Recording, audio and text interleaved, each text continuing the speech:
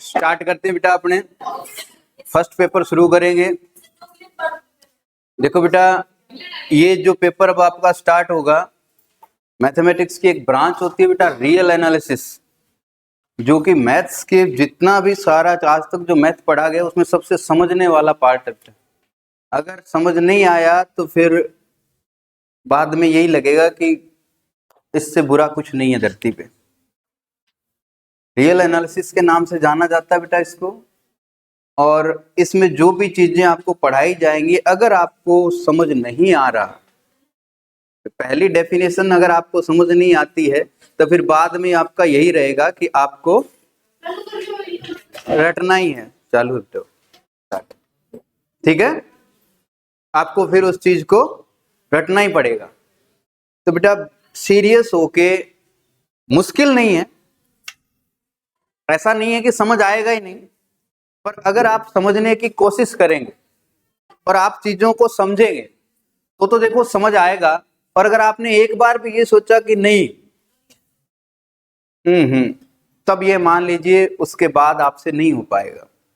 फिर आपके वही रहेगा, सर वो एक आवे माने थे कराओ जुकोर बात और माने कौन आवे। बेटा अगर समझना है आपको तो आपको पहली डेफिनेशन से लेकर के लास्ट तक जब तक पढ़ाया जाता है उतना आपको समझना पड़ेगा।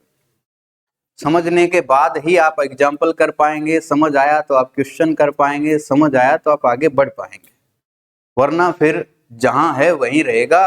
और जैसे स्टैटिक्स हुई जैसे डायनेमिक्स में आपके साथ हुआ, सेम वापस वही काम वापस स्टार्ट हो जाना है। उससे कम नहीं है ये उससे किसी भी हाल में कम नहीं है। ठीक है, डरा नहीं रहा मैं ये कह रहा हूं आपको समझ के पहले दिन से ही एक दिन भी आपको ऐसे नहीं लेना कि आज वाला चल ठीक है कोई नहीं कल कर लेंगे, कल होगा ही नहीं, कल नहीं होगा। ठीक है, चलिए स्टार्ट करते हैं बेटा अपने। ठीक है, सबसे पहले अपने बेटा स्टार्ट करते हैं किससे? फंक्शन से। फलन क्या होता है?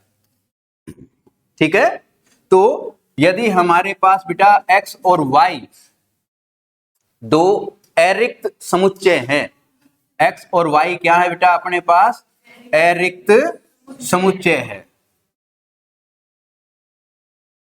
ठीक है, तब x से y में परिभाषित एक संबंध, ठीक है, एक प्रतिचित्रण x से y में डिफाइन एक फंक्शन आपका, ये x है बेटा हमारे पास, ये हमारे पास क्या है? y है। तो x से y में परिभाषित एक प्रतिचित्रण f, प्रतिचित्रण f क्या कहलाता है? फलन कहलाता है, फंक्शन कहलाएगा यदि x के प्रत्येक अवयव का, x के प्रत्येक अवयव का y के पास अद्वितीय प्रतिबिंब मिलता हो। यानी x के पास जितने भी एलिमेंट हैं a1 a2 dot dot dot an, ये जितने भी एलिमेंट हैं इन सब के प्रतिबिंब इमेज f इमेज, अगर f हमारा ये प्रतिचित्रण आपको दिया गया है तो इनकी f इमेज जो है वो y के पास होनी चाहिए। दूसरा वो इमेज जो है क्या होनी चाहिए? यूनिक होनी चाहिए, अद्वितीय होनी चाहिए। ऐसा नहीं हो कि किसी एलिमेंट की दो इमेज आ जाए, ऐसा नहीं होना चाहिए। एक एलिमेंट दो की इमेज बन सकता है, कोई भी इधर का कोई एक एलिमेंट इधर दो की इमेज बन सकता है, लेकिन ऐसा नहीं होना चाहिए। ये कहलाता है बेटा अपना डोमेन, और ये क्या कहलाता है? कोडोमेन कहलाता है। तो पहली बात तो ये है कि डोमेन का कोई एलिमेंट बिना इमेज के नहीं होना चाहिए, यानी डोमेन के यानी प्रांत के प्रत्येक एलिमेंट की इमेज किसके पास होनी चाहिए? सह प्रांत के पास होनी चाहिए और दूसरी वो इमेज क्या होनी चाहिए, यूनिक होनी चाहिए। अद्वितीय इमेज अगर हमें मिलती है उस कंडीशन में f जो है हमारा x से y में क्या कहलाता है, एक फलन कहलाता है।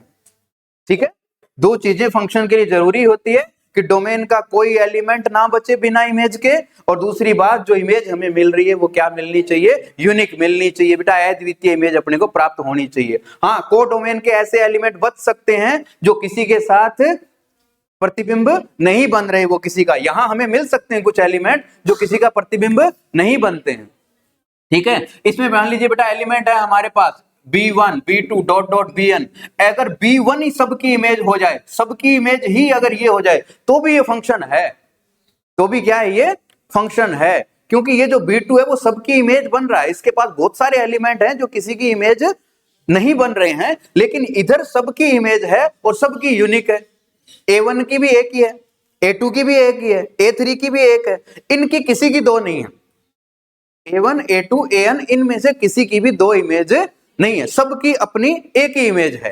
तो इस कंडीशन में ये क्या कहलाता है, आपका फंक्शन कहलाता है, जहां पहला जो सेट आपका है वो क्या कहलाता है, डोमेन, और इधर वाला क्या कहलाता है, आपका कोडोमेन कहलाता है बेटा। ठीक है, अब जो सेट ऑफ इमेजेज होता है बेटा, सेट ऑफ इमेजेज वो क्या कहलाता है, रेंज कहलाता है।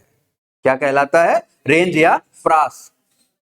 ठीक है, सॉरी परिसर, सेट ऑफ इमेजेस जो है, ठीक है, जितने भी एलिमेंट आते हैं इसके, ठीक है, वो वाला, ये चीज आपको फंक्शन के बारे में जाननी है कि ये होता है हमारा कोई भी फलन। फलन के लिए बेटा दो चीजें जरूरी, कि डोमेन का कोई एलिमेंट ऐसा नहीं होना चाहिए जिसकी इमेज ना हो, और दूसरा प्रत्येक एलिमेंट की क्या होनी चाहिए, अद्वितीय इमेज अपने को मिलनी चाहिए। ठीक है, अब अगर हम ये कहते हैं बेटा कि A1 की इमेज B2 है, तो A1 जो है वो B2 के लिए क्या कहलाता है, परि इमेज कहलाता है। ये इसका क्या हो जाता है, पूर्व प्रतिबिंब हो जाता है। ठीक है, अब यहां पे अपने पास जो भी फंक्शन आएंगे बेटा, ठीक है, यहां अपने पास ये फंक्शन की डेफिनेशन होगी बेटा, डेफिनेशन के बाद मान लीजिए अपने पास कोई फलन है। ठीक है, अब इस फलन के अंतर्गत ये जिस सेट के अंदर डिफाइन है वास्तविक संख्याओं के, यहां अपने क्या है बेटा, रियल फंक्शन ही पढ़ने अपने को। यहां जो इस बुक के अंदर या अपने यहां जो भी पढ़ेंगे वो सारे के सारे क्या होंगे, रियल फंक्शन होंगे। रियल फंक्शन का मतलब उनका डोमेन बेटा कुछ भी हो सकता है, डोमेन कुछ भी हो सकता है, पर को डोमेन हमेशा क्या होगा, आर होगा। ठीक है, को डोमेन में हमेशा क्या आएगा, आर आएगा। ऐसे कितने भी फंक्शन जो x2 क्या हो, आर में परिभाषित हो रहे हैं। x कुछ भी हो सकता है, x की जगह n आ सकता है, q आ सकता है, और कोई सेट आ सकता है, लेकिन इसका जो को डोमेन है वो हमेशा क्या रहेगा, आर रहेगा, क्योंकि ये जो इमेज प्राप्त कर रहा है, जो इसके सेट ऑफ इमेजेस है, वो हमें कहां से मिल रहे हैं बेटा, आर से मिल रहे हैं। तो ऐसी कंडीशन में जितने भी फंक्शन हमारे पास होंगे जो इस प्रकार डिफाइन होंगे, उनको अपने क्या कहेंगे, वास्तविक मानी फलन कहा जाता है उनको। ठीक है, रियल वैल्यूड फंक्शन, यानी वो फंक्शन जो भी वैल्यू प्राप्त करते हैं डोमेन के किसी एलिमेंट के लिए, वो वैल्यू हमें कहां से मिल रही है, सेट ऑफ रियल नंबर से या वास्तविक संख्याओं के समुच्चय से। यहां बेटा आपने जितने भी फंक्शन पढ़ेंगे वो सारे के सारे कैसे फंक्शन पढ़ेंगे, अपने रियल वैल्यूड फंक्शन के लिए उसकी प्रॉपर्टी अपने पढ़ेंगे। ठीक है, इसके बाद अब देखो बेटा, ये कोई भी फंक्शन अपन ने लिया, ये फंक्शन हमारा x कुछ भी हो सकता है, इसके लिए ये मान कहां से प्राप्त कर रहा है, r से प्राप्त कर रहा है। तो उस कंडीशन में r के अंदर जो सेट ऑफ इमेजेस जो आएगा इसका, ठीक है, सेट ऑफ इमेजेस, वो बड़ा भी हो सकता है बेटा, छोटा भी हो सकता है, वो डिपेंड करेगा किस पे, फंक्शन पे, कि फंक्शन हमें को कैसा दिया गया है। ठीक है, फंक्शन अलग अलग तरीके से डिफाइन हो सकते हैं बेटा, ऐसा भी लिखा जा सकता है fx is equal to x square plus 1, fx is equal to x square upon 2, fx is equal to x square minus 1, कुछ भी दे सकता है, वो उस पे डिपेंड करेगा फंक्शन पे, कि जो भी फंक्शन अपने को दिया गया है उस फंक्शन के बाद हमें जो वैल्यूज जो मिल रही है, ठीक है, जो भी वैल्यू हमारे पास आ रही है, ठीक है, तो उस जो हमारे पास जो प्रास जो आएगी इसकी, ठीक है, यानी प्रास जो आएगा सेट ऑफ इमेजेस, ठीक है, जो इसकी प्रास आएगी सेट ऑफ इमेजेस, अब उस सेट ऑफ इमेजेस के आधार पे इस फंक्शन को बाउंडेड और अनबाउंडेड के अंदर विभाजित किया जाता है। ठीक है, किसके आधार पे? ये जो इसकी प्रास जो आएगी, प्रास के आधार पे हम इसको किस में बांटेंगे? बाउंडेड और अनबाउंडेड में। यहाँ अपने बेटा उनकी बात नहीं करेंगे, 1 1 वो आप जानते हो, 1 1 on 2 उनकी बात नहीं करेंगे। यहाँ हम क्या बात कर रहे हैं अब कि ये जो फंक्शन हमारे पास आ गया, इस ये x से किसी वास्तविक संख्याओं के समुच्चय में परिभाषित था, हमने इसके अंदर इसका जो परास था वो फाइंड आउट कर लिया। तो अब परास के आधार पे अपने क्या करेंगे? इसको बाउंडेड और अनबाउंडेड में विभाजित करेंगे, परिबद्ध और अपरिबद्ध समुच्चय में इसको बांटेंगे फंक्शन को, कि जो फलन है वो बाउंडेड है या अनबाउंडेड है। तो अब अपने इसको बेटा दो चीजों में डिवाइड करेंगे, बाउंडेड और अनबाउंडेड, बाउंडेड फंक्शन और अनबाउंडेड फंक्शन। अब बाउंडेड फंक्शन क्या होगा बेटा? बाउंडेड फंक्शन के लिए हम क्या करेंगे? हमने फंक्शन से वैल्यू प्राप्त कर ली,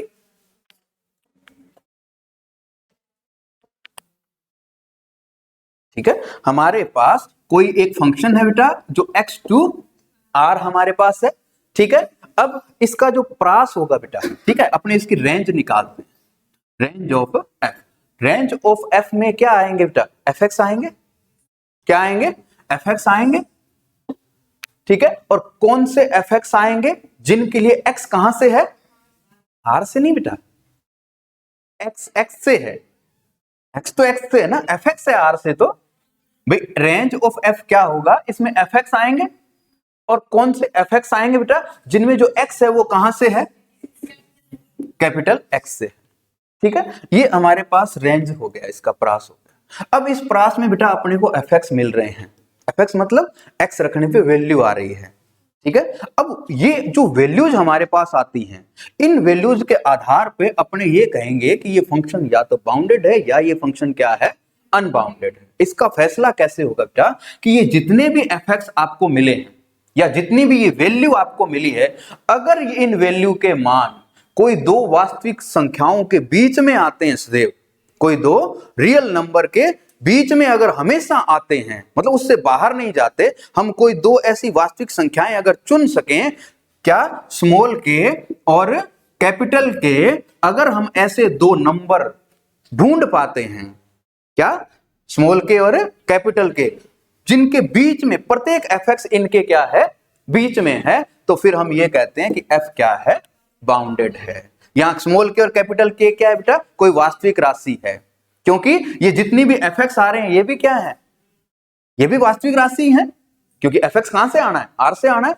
तो अगर हम ये जितने भी fx अपने को मिले, इन fx को देख के या समझ के हम ये पता लगा पाए कि जितने भी मान आ रहे हैं वो कोई दो वास्तविक राशियों के हमेशा बीच में ही आ रहे हैं, तब तो वो क्या है? बाउंडेड है, वरना वो क्या है? अनबाउंडेड है, ठीक है। जैसे बेटा सीधा सेट से अगर हम समझें तो सेट ऑफ नेचुरल नंबर, ठीक है, 1 से कहां जाता है बेटा? इंफिनिटी तक जाता है। ये फंक्शन नहीं, सेट है ये, लेकिन ये बाउंडेड का कंसेप्ट समझने के लिए ठीक है। ये n 1 से स्टार्ट होता है बेटा और इंफिनिटी तक जाता है, ठीक है। हम एक तरफ तो हमें पता है कि ये 1 से इधर नहीं जा सकता, लेकिन दूसरी साइड हमें पता नहीं है। तो ये क्या बेटा? नीचे की तरफ बाउंडेड है, क्योंकि लोवेस्ट वैल्यू हमें इसकी पता है, लोवेस्ट वैल्यू हमें पता है, 1 से नीचे नहीं जाएगा ये।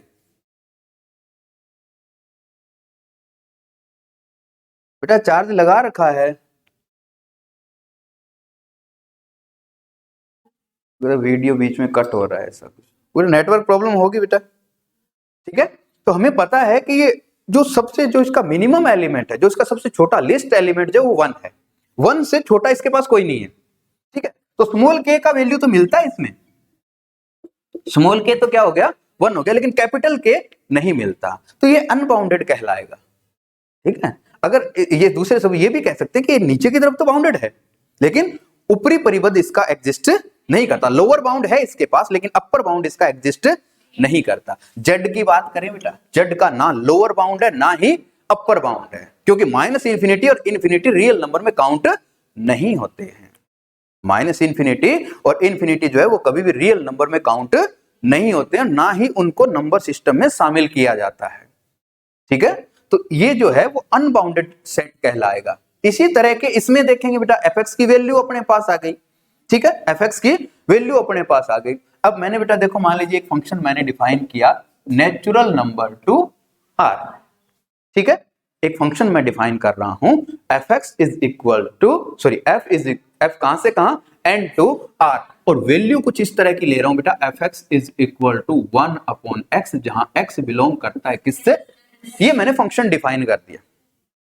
ठीक है, f कहां से कहां लिया बेटा मैंने, n to r, natural number to real number लिया, और फंक्शन मैंने डिफाइन किया कि fx क्या वैल्यू देगा, 1 अपॉन x देगा फॉर ऑल x। ठीक है, अब अपने बेटा स्टार्ट करेंगे यहां से, n बराबर अपने क्या रखेंगे, सॉरी x बराबर 1 रखेंगे, 1 रखेंगे तो फर्स्ट वैल्यू मुझे मिलेगी 1, फिर मिलेगा मुझे 1 बाई, फिर मिलेगा मुझे 1 बाई, फिर मिलेगा 1 बाई, 1 बाई, 1 बाई, चलते चलते 1 बाई इंफिनिटी क्या हो जाएगा, 0 हो जाएगा। सेट में नहीं है, 0 इस सेट में नहीं आएगा, इमेजेस के सेट में नहीं आएगा, क्योंकि 0 कब आ रहा है, इन्फिनिटी पे, और इन्फिनिटी तक हम जाते नहीं है। लेकिन हम ये कह सकते हैं कि बाउंडेड जरूर है। क्यों, क्योंकि इसकी कोई भी वैल्यू 0 से 1 के क्या है, बीच में है। इसके पास जितनी भी वैल्यू आएंगी 0 से छोटी नहीं होगी, 1 से बड़ी नहीं होगी। 0 सेट में तो नहीं आएगा, क्योंकि 0 कब आता है, इन्फिनिटी पे जाके आता है, और इन्फिनिटी को कभी शामिल नहीं किया जाता। तो अब ये जो भी फंक्शन है बेटा, ये बाउंडेड है। क्यों है बाउंडेड, क्योंकि इस फंक्शन की वैल्यू स्टार्ट होती है बेटा कहां से, 1 से, और कहां तक जाती है, जब x टेंड्स टू इन्फिनिटी होता है तो 0 तक जाती है, इन्फिनिटी पे 0 तक जाती है। तो हम इसके बारे में ये तो बोल सकते हैं ना भाई, इसकी वैल्यू 1 से बड़ी नहीं हो सकती और 0 से छोटी नहीं हो सकती, यानी ऑल fx, जितने भी fx हैं वो क्या हैं, 0 से लेकर के 1 के बीच में लाई करते हैं। यानी दो रियल नंबर अपने को मिल गए, ये क्या हो गया बेटा, स्मॉल के, ये क्या हो गया, कैपिटल के, यानी दो रियल नंबर अपने को ऐसे मिलते हैं जिनके बीच में इसकी प्रत्येक वैल्यू एग्जिस्ट करती है। अर्थात ये जो फंक्शन है वो क्या कहलाएगा, बाउंडेड फंक्शन कहलाएगा। इसका लोअर बाउंड क्या है, 0 है, अपर बाउंड इसका क्या है, 1 है। अब आपको बेटा अगली चीज ये ध्यान रखनी है कि अगर 0 उसका लोअर बाउंड आपको पता लग जाए तो 0 से नीचे जितने भी नंबर है वो सारे उसके लोअर बाउंड कहलाएंगे। ठीक है, -1 भी इसका लोअर बाउंड है, -2 भी इसका लोअर बाउंड है, तो 0 से छोटे जितने भी एलिमेंट है वो सारे इसके लोअर बाउंड है। 0 से छोटी जितनी भी वास्तविक राशि है वो सारी इसकी क्या है, लोअर बाउंड है। 1 से बड़े जितनी भी रियल नंबर है वो सारे इसके क्या है, अपर बाउंड है। ठीक है, अकेला 1 ही अपर बाउंड नहीं है इसका, 1 और 1 से बड़े जितने भी रियल नंबर आएंगे सारे इसके अपर बाउंड कहलाएंगे, क्योंकि सभी ये कहते हैं इसका मान मुझसे बड़ा नहीं हो सकता। 2 भी तो कह सकता है ना इसके लिए, 2 को कौन मना करे, 2 आके बोले कि इसका मान मुझसे बड़ा नहीं हो सकता, माननी पड़ेगी उसकी बात। 3 भी कह सकता है, 4 भी आके बोल सकता है, इधर -1 भी कह सकता है, इसका कोई भी वैल्यू मुझसे छोटी नहीं हो सकती। तो 0 से छोटे जितने भी नंबर है सारे इसके लोअर बाउंड होंगे, 1 से बड़े जितने भी इसके नंबर है वो सारे के सारे क्या होंगे, अपर बाउंड होंगे। ठीक है, तो ये दो चीजें अपन ने पढ़ी बेटा, लोअर बाउंड और अपर बाउंड। लोअर बाउंड क्या होता है बेटा, कि कोई कैपिटल राशि के ऐसा रियल नंबर विद्यमान हो कि उसका प्रत्येक वैल्यू उस के बराबर है, उससे क्या हो, छोटा हो, तो के उसका क्या कहलाता है, अपर बाउंड। लोअर बाउंड क्या होता है बेटा, कि ऐसा स्मॉल के बिलोंग्स टू आर एग्जिस्ट करता हो कि स्मॉल के लेस देन इक्वल टू हो किससे, प्रत्येक fx से, तो स्मॉल के इसका क्या कहलाता है, लोअर बाउंड कहलाता है। बाउंडेड कब कहलाता है, जब उसका लोअर बाउंड भी एग्जिस्ट करे और उसका अपर बाउंड भी एग्जिस्ट करे, और लोअर बाउंड से छोटा प्रत्येक नंबर उसका क्या कहलाता है, लोअर बाउंड कहलाता है। अपर बाउंड से बड़ा प्रत्येक नंबर उसका क्या कहलाता है, अपर बाउंड ही कहलाता है। अब आते हैं बेटा नेक्स्ट अगली डेफिनेशन पे, सुप्रीमम एंड इन्फीमम पे, जो कि बेस्ड है किस पे, इस लोअर बाउंड और अपर बाउंड पे। ठीक है, सिंगलटन एलिमेंट हो, अनबाउंडेड। बाउंडेड तभी कहेंगे बेटा जब लोअर बाउंड भी हो और अपर बाउंड भी। मैंने कहा कि अगर सिंगलटन एलिमेंट है, 5 है, जैसे एक ही एलिमेंट आ रहा है तो ये बाउंडेड कहलाता है, यही इसका लोअर बाउंड होता है, यही इसका अपर बाउंड होता है। अगर एक ही एलिमेंट आता है, जैसे मान लीजिए बेटा फंक्शन ऐसे डिफाइन कर दिया fx इज इक्वल टू 6, अब x कुछ भी रख लो, आना क्या है 6, तो यही इसका लोअर बाउंड होगा, यही इसका अपर बाउंड होगा, और ये क्या कहलाएगा, बाउंडेड कहलाएगा। ठीक है, नेक्स्ट अब पढ़ते हैं बेटा अपने उच्चक, सुप्रीमम।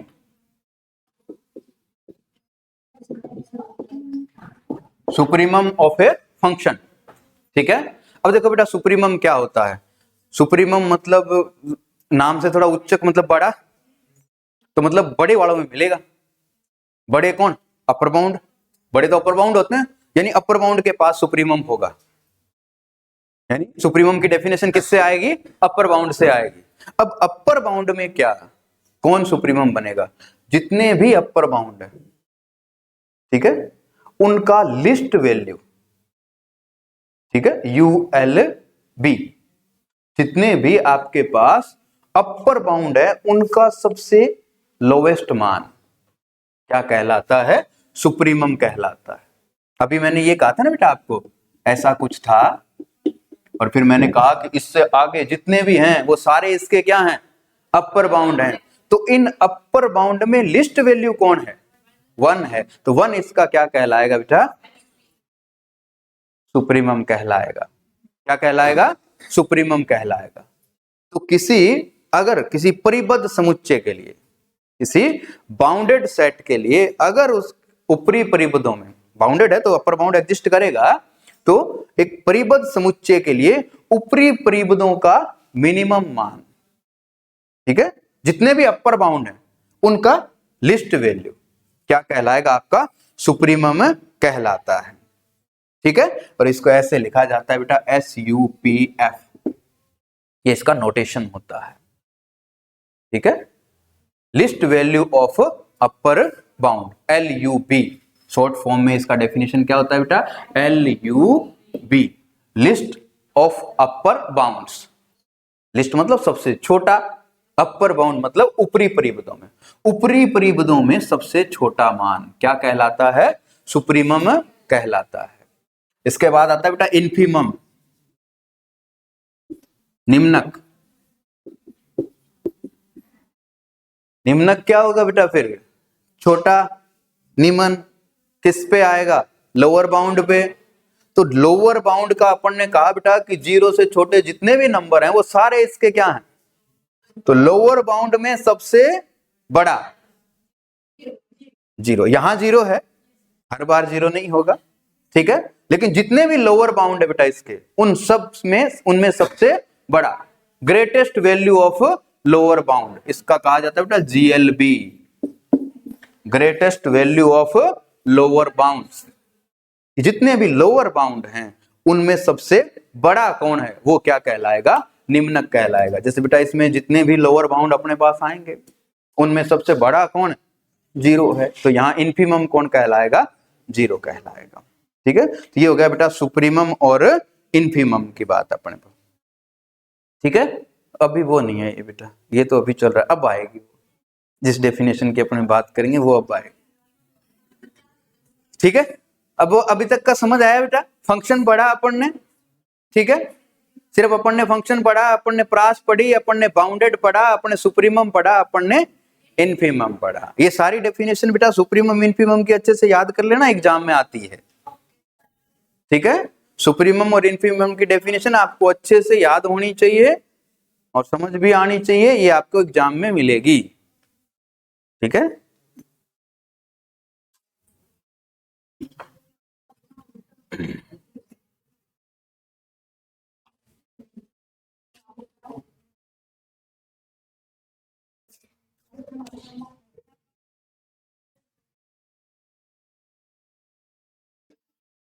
चलो बेटा अब कुछ एग्जांपल्स देखते हैं बेटा। fx इज इक्वल टू, इसमें दे रखा है x1 अपॉन x, x आपका बिलोंग करता है 1 टू इंफिनिटी। एक फंक्शन है बेटा, रियल वैल्यू फंक्शन है, सिर्फ डोमेन देगा आपको, ये कोडोमेन आपको मान के चलना है, क्या होगा? R। कोडोमेन क्या होगा? R। x का वैल्यू 1 टू इंफिनिटी है।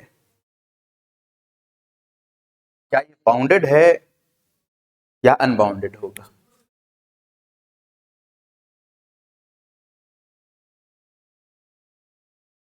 बाउंडेड है या अनबाउंडेड है?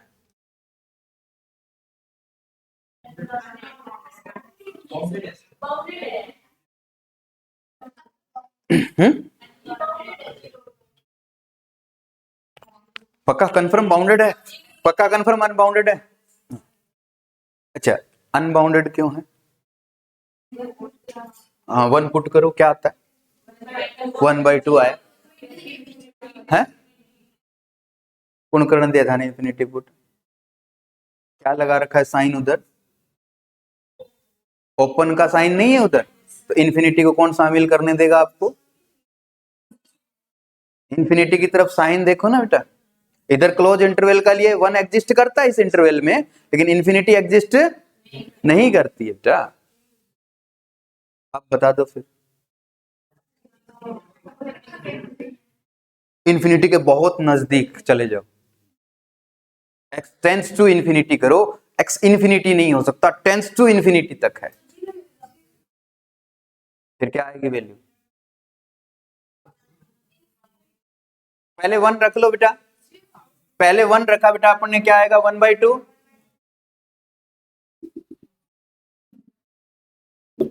1/2। अब x टेंस टू इन्फिनिटी, अगर आपने बेटा सीधा रख दिया तो फिर इन्फिनिटी अपॉन इन्फिनिटी ज्ञात नहीं कर सकते वैसे अपने, ठीक है, तो अपने क्या करेंगे, x कॉमन लेंगे, x कॉमन लेंगे, ऊपर 1, यहाँ पे 1 अपॉन x, यहाँ पे 1, ये 1 अपॉन x 0, 1 अपॉन 1 क्या आएगा 1 आएगा ना, x टेंस टू इन्फिनिटी पे इसकी वैल्यू क्या आएगी बेटा 1 आएगी। बाउंडेड हुआ क्या अनबाउंडेड हुआ, बाउंडेड हुआ ना, लोअर बाउंड क्या है इसका, सुप्रीमम 1, इनफीमम 1/2, इसे देखना होता है, ठीक है। चलिए एक इसके बारे में बता दो बेटा, f x is equal to sine x, x belongs to R, आपकी बार डोमेन भी आर है, f x is equal to sine x, क्या होगा बेटा, बाउंडेड और अनबाउंडेड, हाँ इसका वैल्यू तो फिक्स होता है बेटा, -1 से 1 के बीच में रहता है हमेशा।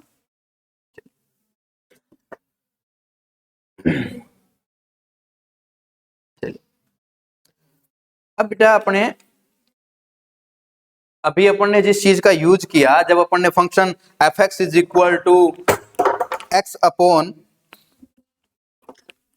1 प्लस एक्स की बात की, तो हमारे पास जब अपन ने डायरेक्ट वो इन्फिनिटी रख के देखा तो इन्फिनिटी अपॉन इन्फिनिटी हो गया, हम वहां से उसको फाइंड आउट नहीं कर पाए, तब हमें जरूरत पड़ी किसकी, लिमिट की, कि हम इन्फिनिटी पे तो नहीं चेक कर सकते, इन्फिनिटी के बहुत पास तक अगर हम जाएं, x टेंस टू इन्फिनिटी पे वैल्यू याद करें, तब हमें जरूरत पड़ती है किसकी, लिमिट की, ठीक है। एक एग्जांपल लेते हैं बेटा, फंक्शन अपने लेते हैं f x is equal to x square minus 1 upon x minus 1, ठीक है। अब एक वैल्यू लिखते हैं बेटा अपने, इसका वैल्यू अपने अगर बेटा अकॉर्डिंग टू ग्राफ अपने देखें, ये x हो गया अपना और ये क्या हो गया अपना fx हो गया, ठीक है। अपने x से मान रखेंगे इसमें, तो बेटा ये पॉइंट मान लीजिए हमारा क्या है 0 0, यहाँ पे x का मान 0, हम इसमें 0 पुट करेंगे, कोई वैल्यू देगा अपने को ये fx का, वो वैल्यू इधर हो जाएगी, फिर अपने और आगे बढ़ेंगे बेटा, 1/2 पे भी ये वैल्यू देगा, 1/3 पे भी देगा, 1/4 पे भी देगा, 1/6 पे भी देगा, 1/7 पे भी देगा, लेकिन जैसे ही हम 1 पे आएंगे, x बराबर 1 पे जब आप आओगे, जैसे ही आप इसमें रखोगे, ये अपरिभाषित रूप में क्या हो जाता है, बदल जाता है। कौन सा,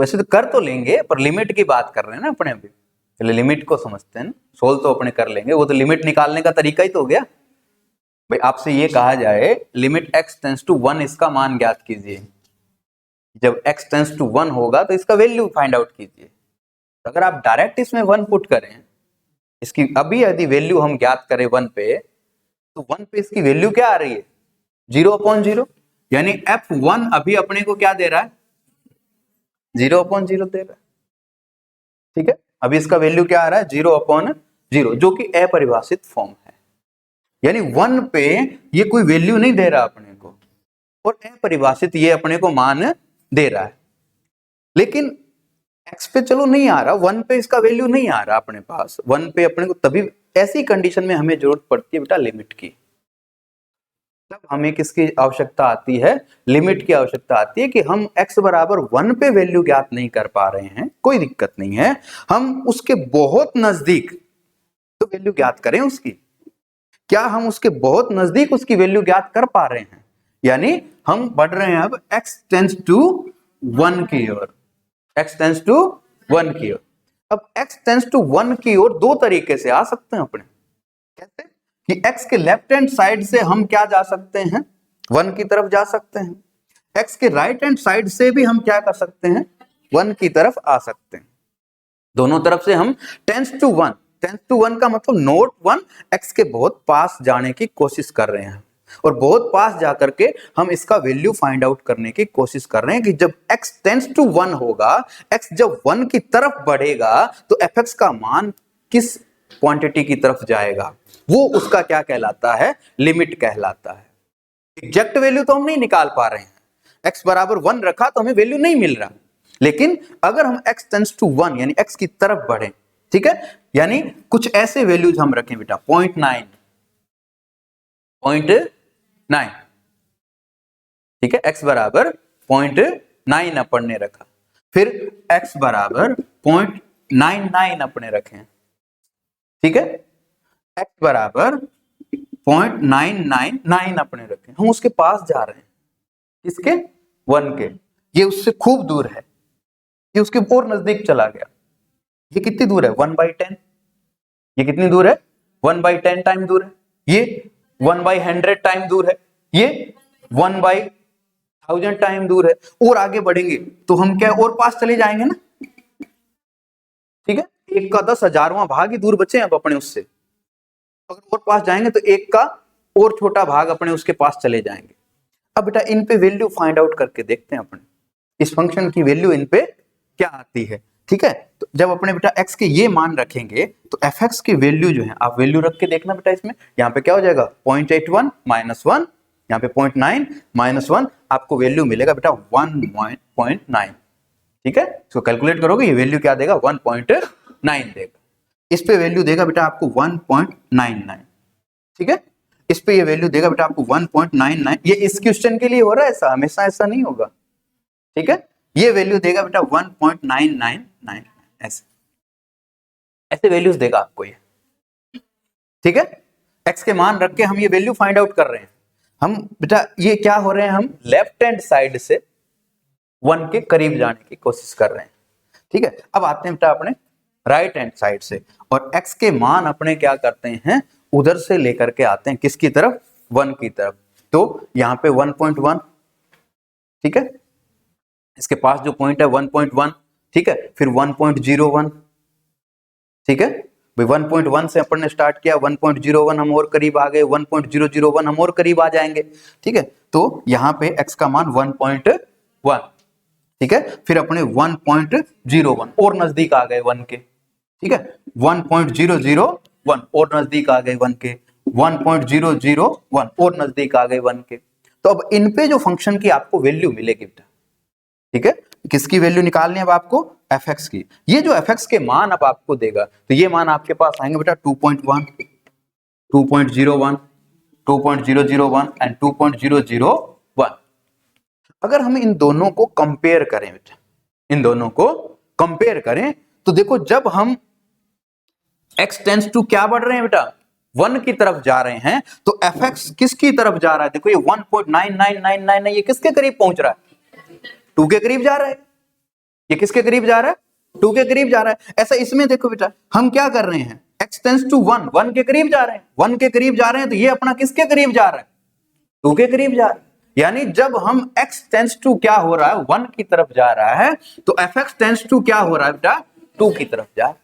यही क्या होती है, लिमिट फाइंड आउट होती है कि x बराबर 1 पे आप उसका वैल्यू नहीं चेक कर पा रहे हैं, लेकिन जैसे आप x टेंस टू 1 जाते हैं, चाहे आप लेफ्ट हैंड साइड से जाते हैं, चाहे आप उसके राइट हैंड साइड से जाते हैं, दोनों ही कंडीशन में, ठीक है, आपको क्या मिल रहा है कि जब आप 1 के करीब जा रहे हैं तो आपके फंक्शन का वैल्यू जो है वो किसके करीब जा रहा है, 2 के करीब जा रहा है, और यही जो वैल्यू 2 है वो इस फंक्शन की क्या कहलाती है, x टेंस टू 1 पे लिमिट कहलाती है, लिमिट x टेंस टू 1 आपका ये कहलाता है, x बराबर 1 पे इसका लिमिट का मान कहलाता है। ठीक है, ये होती है बेटा लिमिट। इस तरह से अपने इसको लिमिट को ज्ञात करते हैं। अब आती है बेटा बात डेफिनेशन की, लिमिट की। ठीक है, इतनी चीज आई समझ में। अब आते हैं बेटा अपने लिमिट की डेफिनेशन पे चलते हैं। थार लिख खेड़ी को नहीं है बेटा, किताब में लिख लियो, भूल जाओगा। डेफिनेशन वही लिखूंगा, ये चीजें भूल जाओगे आप। डेफिनेशन तो फिर रटने वाली बात हो जाएगी। अभी आएगी, अब आ जाएगी, अभी आ जाएगी डेफिनेशन, अब आ जाएगी।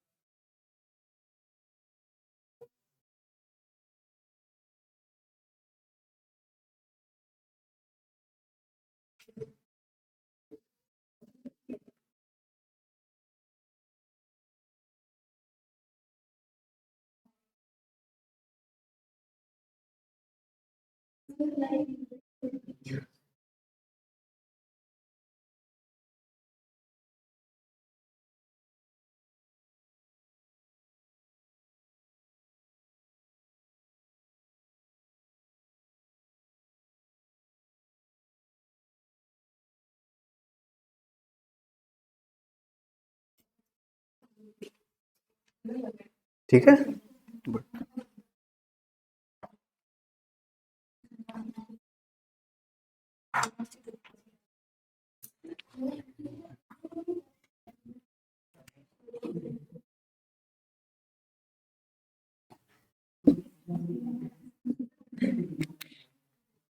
अब देखो बेटा, अपन ने कहा कि इस फंक्शन के अंदर अपने x बराबर 1 पे एग्जैक्ट इसका वैल्यू नहीं निकाल पा रहे थे। जब अपने x टेंस टू 1 बढ़े तो जो फंक्शन का मान था वो टेंस टू 2 जा रहा था। ठीक है, अब मैं बेटा कोई एप्सिलॉन लेता हूं, एप्सिलॉन ग्रेटर देन 0 एक पॉजिटिव नंबर लेता हूं। मैं कोई भी पॉजिटिव नंबर लिया मैंने, एप्सिलॉन ग्रेटर देन 0। ध्यान रखिए ये लिया जाता है या दिया जाता है या एज्यूम किया जाता है, पहले से अपनी तरफ से लिया जाता है। एप्सिलॉन एक पॉजिटिव क्वांटिटी होती है, वैन कितनी भी छोटी हो सकती है ये, पर ली जाती है हमेशा। कोई आपको गिवन नहीं होता है ये एप्सिलॉन। एप्सिलॉन हम एज्यूम करते हैं, एप्सिलॉन हम मानते हैं, या एप्सिलॉन अपने को दिया होता है, होता ग्रेटर देन 0 है हमेशा। ठीक है, कितना भी छोटा हो सकता है।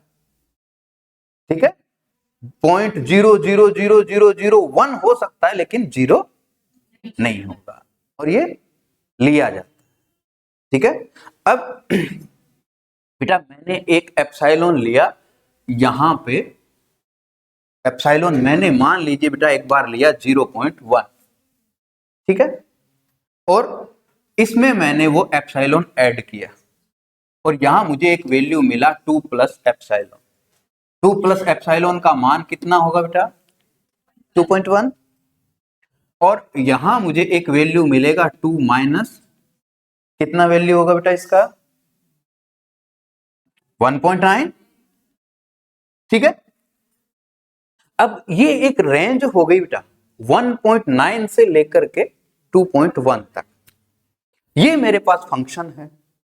अगर ये जो एप्सिलॉन मैंने लिया है, अब मैं क्या करूंगा बेटा कि यहां पे मेरे पास जो ये 1 है, जिस पे अपने को इसका लिमिट फाइंड आउट करना था, 1 है। मैं क्या करूंगा, एक छोटी लेंथ यहां पे लेऊंगा डेल्टा, कोई छोटी लेंथ डेल्टा या छोटा मान डेल्टा।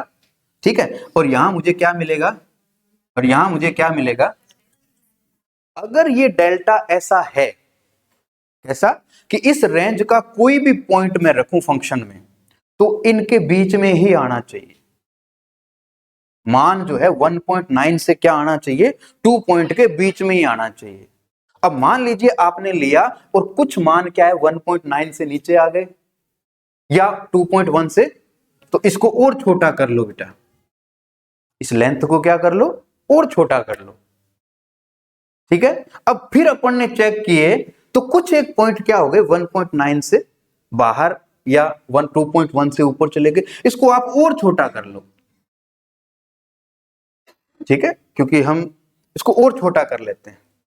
अब अगर बेटा छोटा करते करते कोई डेल्टा ऐसा आपको मिल जाता है, कोई एक डेल्टा ऐसा मिल जाता है कि इस रेंज के प्रत्येक पॉइंट के लिए फंक्शन का वैल्यू 2.1 से 1.9 के बीच में अगर आता है, तो अगर ऐसा डेल्टा आप फाइंड आउट कर लेते हैं तो हम ये कहते हैं कि किसी दिए गए एप्सिलॉन ग्रेटर देन 0 के लिए हमें एक ऐसा डेल्टा मिल गया जिसके अंदर अगर रेंज की हम वैल्यू रखते हैं तो वो 2.1 से 1.9 के बीच में आ जाती है। तब हम कहते हैं कि इसकी लिमिट क्या होगी, 2 होगी। ये वो डेफिनेशन है बेटा, ये वो डेफिनेशन है कि कोई आपके पास फंक्शन है, ठीक है, कोई आपके पास फंक्शन है और इस फंक्शन की limit x tends to a पर किसी बिंदु पर, a की जगह अपने पास क्या है बेटा, यहाँ पे 1 है, x टेंस टू a पर l होती है, x टेंस टू a पर उसकी लिमिट क्या होती है, l होती है। यदि किसी एप्सिलॉन के लिए, यदि किसी एप्सिलॉन के लिए, कैसे एप्सिलॉन के लिए, अब बेटा एक चीज और समझो आप यहां पे, ठीक है, ये 0.2 है बेटा, ठीक है, ये वैल्यू 2 है टोटल। यहां जो वैल्यूज आएंगे बेटा, यहां जितने भी मान हैं अपने पास x के, ठीक है, जितने भी मान हैं x के वो fx हैं बेटा, सारे के सारे, वो 2 से छोटे हैं, ठीक है।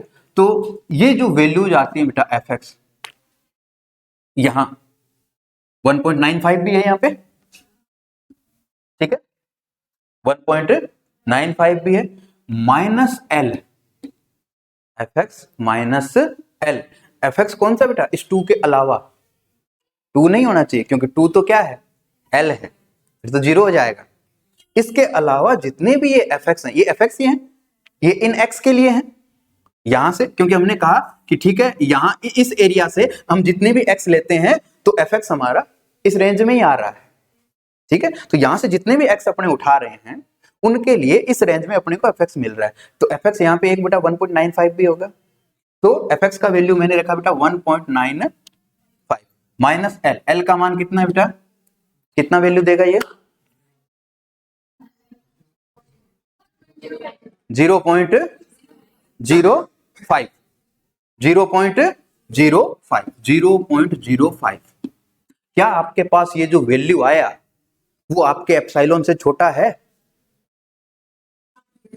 एप्सिलॉन 0.1 था ना, उस एप्सिलॉन से छोटा है, उस एप्सिलॉन से ये क्या है, छोटा है। तो इस रेंज के जितने भी fx है ना बेटा, इस रेंज में जितने भी fx आ रहे हैं उन सब के लिए आप चाहे कहीं से ज्ञात करके देख लेना, fx माइनस l का वैल्यू हमेशा लेस देन क्या आएगा, एप्सिलॉन आएगा। और वही चीज यहां लगेगी बेटा, a का मान कितना है, 1 है। इस रेंज में जितने भी आपके x आएंगे, इस रेंज में जितने भी x आएंगे, इसमें जैसे fx minus l less than epsilon आ रहा था, यहां क्या होगा, x minus a less than क्या आएगा, डेल्टा आएगा, x माइनस a क्या आएगा, लेस देन डेल्टा। ये तो कॉमन सी बात है क्योंकि बेटा अपने को पता है ये इसका मिड पॉइंट है, इधर भी डेल्टा का वैल्यू है, इधर भी x का वैल्यू है, ठीक है। अब जो भी डेल्टा यहां आता है उस डेल्टा के लिए x माइनस a का जो मॉड्यूलस का मान है वो हमेशा लेस देन आएगा, किससे, डेल्टा से। तो हम क्या करते हैं बेटा, अगर हम बेटा इसको छोटा करता जाए, करते जाएं, पर फिर भी क्या हो रहा है, हर बार इस एप्सिलॉन के लिए वो एलिमेंट बाहर ही जा रहे हैं, मतलब अंदर आ ही नहीं रहे, इसका मतलब इसकी लिमिट एग्जिस्ट नहीं करती। और अगर इस रेंज के लिए हम यहां पे कोई एक डेल्टा ढूंढ पाते हैं, एप्सिलॉन तो हम पहले से मान चुके हैं, ठीक है, तो किसी गिवन एप्सिलॉन के लिए या एज्यूम किए गए एप्सिलॉन के लिए अगर हम ऐसा डेल्टा ढूंढ पाए, अगर हम ऐसा डेल्टा ढूंढ क्या रहे हैं हम, डेल्टा, क्या ढूंढ रहे हैं हम, डेल्टा की वैल्यू ढूंढ रहे हैं, किसके लिए, एप्सिलॉन हम पहले से ले चुके हैं, हम वैल्यू ढूंढ रहे हैं किसकी, डेल्टा की। अगर हम उस एप्सिलॉन के लिए डेल्टा का मान ढूंढ पाते हैं, कैसा मान कि fx माइनस l तो लेस देन हो किससे, एप्सिलॉन से, जबकि x माइनस a छोटा हो किससे, डेल्टा से, ठीक है। तो ये बेटा मोड की वैल्यू है, इसको इस प्रकार भी लिखा जा सकता है कि आपके x का वैल्यू कहां से कहां होगा, a minus delta two a plus delta के बीच होगा। यही तो है x का मान, यहां से कहां से कहां होगा, x के मान हम कहां से कहां लेंगे, ये जितने भी x हम ले रहे हैं, ये जितने भी x हम ले रहे हैं कहां से कहां ले रहे हैं बेटा, a minus delta two a plus delta, उसी रेंज में ले रहे हैं ना। और यहाँ पे बेटा ये जो अपने लेस देन एप्सिलॉन लिखा है, तो इसको हम क्या कह सकते हैं फिर, कि जितने भी fx के हमारे जो मान आ रहे हैं वो किस किस के बीच में आ रहे हैं, l minus epsilon to l plus epsilon के बीच में आ रहे हैं। यानी इसको आप इस फॉर्म में लिखें, चाहे आप ऐसे भी लिखें इसको कि आपके पास fx का जो मान है वो किस किस के बीच में है, l minus epsilon to l plus epsilon के बीच में है। और हमारे पास x के जितने भी मान हैं वो a minus delta two a plus delta के बीच में है। यानी जब हम लिमिट एप्सिलॉन डेल्टा डेफिनेशन हम पढ़ते हैं, या एप्सिलॉन डेल्टा डेफिनेशन का जब हम यूज करते हैं, उसकी सहायता से जब हम लिमिट फाइंड आउट करते हैं, तो हम किसी एज्यूम किए गए या दिए गए एप्सिलॉन के लिए ऐसा डेल्टा ढूंढ रहे होते हैं जिसके लिए x माइनस a जब लेस देन डेल्टा हो तो fx minus l less than क्या होना चाहिए, एप्सिलॉन होना चाहिए। एप्सिलॉन हम मान के चलते हैं, पहले से हमें दिया होता है, या हम अपनी मर्जी से लेते हैं, पर ध्यान रखना वो जीरो या नेगेटिव नहीं हो सकता। छोटा कितना भी हो सकता है, डेल्टा कितना भी छोटा हो सकता है, लेकिन होगा क्या, पॉजिटिव। ठीक है, अब ये डेफिनेशन है बेटा, अब अपने डेफिनेशन पढ़ते हैं। देखो अब आपको समझ भी आएगी उसमें क्या।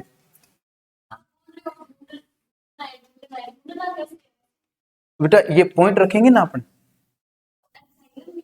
हाँ एप्सिलॉन तो मैंने मान लिया 2.1 to 1.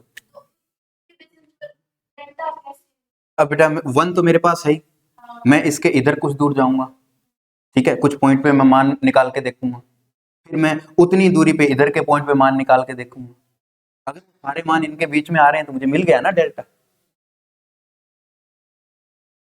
भाई 1 से मैं इधर गया, 0.999 पे मैंने देखा, फिर थोड़ा इधर गया, थोड़ा इधर गया, देखेंगे नहीं, मतलब परिभाषा ये है कि हम देखेंगे नहीं, क्वेश्चन में नहीं देखेंगे, बट परिभाषा ये कहती है कि हम ये काम कर रहे होते हैं उसमें।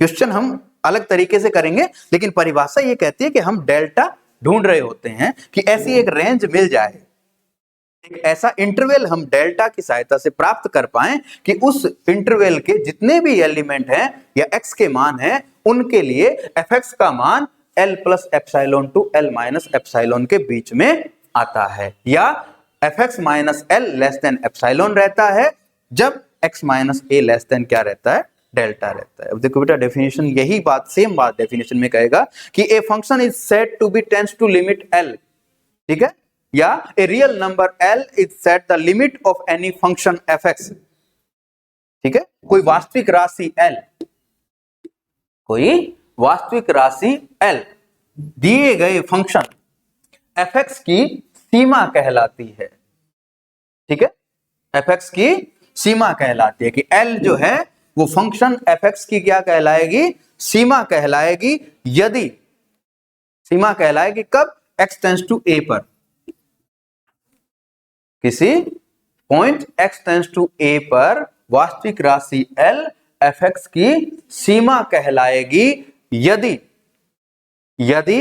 किसी आर्बिट्रेरी या स्वेच्छ मतलब हमने लिया है, स्वेच्छा से लिया है, किसी आर्बिट्रेरी स्वेच्छ एप्सिलॉन ग्रेटर देन 0 के लिए, स्वेच्छ एप्सिलॉन ग्रेटर देन 0 के लिए देयर एग्जिस्ट विद्यमान हो delta greater than 0 such that, इस प्रकार से कि जब fx minus l less than क्या हो, एप्सिलॉन, ये fx minus l less than epsilon हो कब, जब mode of x minus a less than क्या हो, डेल्टा हो। और इसे सिंबॉलिकली या प्रतीक रूप में अपने क्या लिखते हैं बेटा, limit x tends to a fx is equal to l, ये होता है। ये जो एप्सिलॉन और डेल्टा है वो अब आपको समझ आ गए कि वास्तव में है क्या ये दोनों। एप्सिलॉन हम कोई आर्बिट्रेरी पॉजिटिव नंबर लेते हैं बेटा, और डेल्टा हम क्या कर रहे होते हैं, ढूंढ रहे होते हैं कि कोई ऐसा डेल्टा प्राप्त हो जाए जिसके लिए जब हमारा x का मान a minus delta two a plus delta के बीच में आ रहा है, तो उस वक्त हमारे जो fx का मान है वो l minus epsilon to l plus epsilon के बीच में लाई करना चाहिए। अगर ऐसा डेल्टा मिल जाता है तो कहते हैं कि limit x tends to a fx का मान क्या है, l है।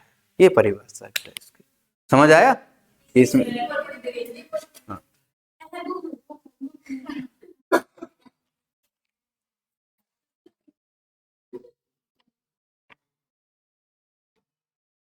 अच्छा, बुक वाली बोलूंगे।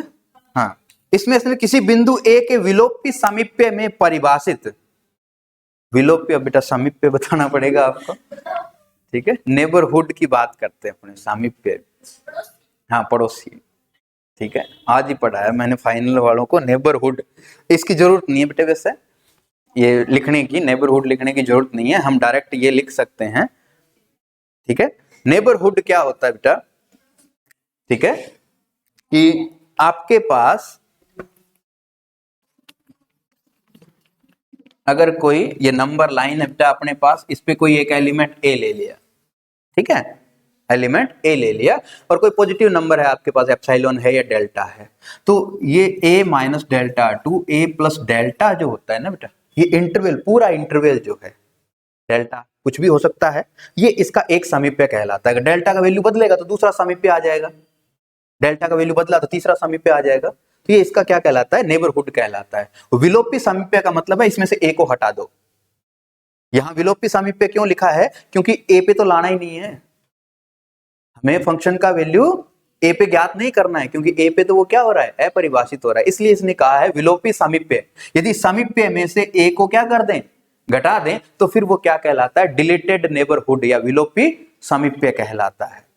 यानी ए का ऐसा सामीप्य जिसमें ए खुद नहीं है, तो वो क्या कहलाता है, विलोपी सामीप्य कहलाता है। तो किसी बिंदु ए के विलोपी सामीप्य में, विलोपी सामीप्य तो हो गया बेटा, ए माइनस डेल्टा टू ए प्लस डेल्टा, ये इसका क्या हो गया, विलोपी सामीप्य में परिभाषित किसी फलन, मतलब ए पे परिभाषित नहीं है, वो ए पे परिभाषित नहीं है, बाकी सब जगह वो क्या कर रहा है, मान दे रहा है, यानी उसके ए को छोड़ के बाकी सब जगह पे वो क्या है, परिभाषित है। विलोपी सामीप्य में परिभाषित फलन f की सीमा x के a की ओर परिवर्तित होने पर, यानी x टेंड्स टू a के a की ओर परिवर्तित होने पर, x टेंड्स टू a होने पर उस दशा में l कही जाएगी। लिमिट क्या होगी, l होगी, यदि किसी आर्बिट्रेरी एप्सिलॉन ग्रेटर देन 0 के लिए कोई ऐसी धनात्मक राशि डेल्टा ग्रेटर देन 0, जो कि डिपेंड करती है एप्सिलॉन पे, क्योंकि एप्सिलॉन के आधार पे तो ढूंढते हैं अपने डेल्टा, एप्सिलॉन पहले मान के चलते हैं फिर डेल्टा ढूंढते हैं, अगर एप्सिलॉन बदला तो डेल्टा भी बदलेगा, इसलिए कह रहा है एप्सिलॉन पे डिपेंडेंट, और वो भी क्या होनी चाहिए, पॉजिटिव होनी चाहिए, विद्यमान हो कि जब fx minus L less than epsilon, कब, जब mode of x minus A less than क्या हो, डेल्टा हो, ठीक है, ये हो गया।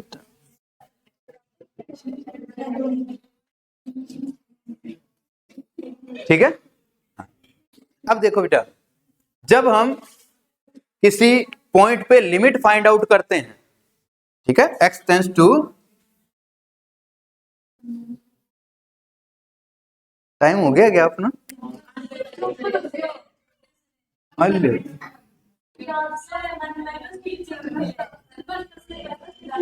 केंग टप है,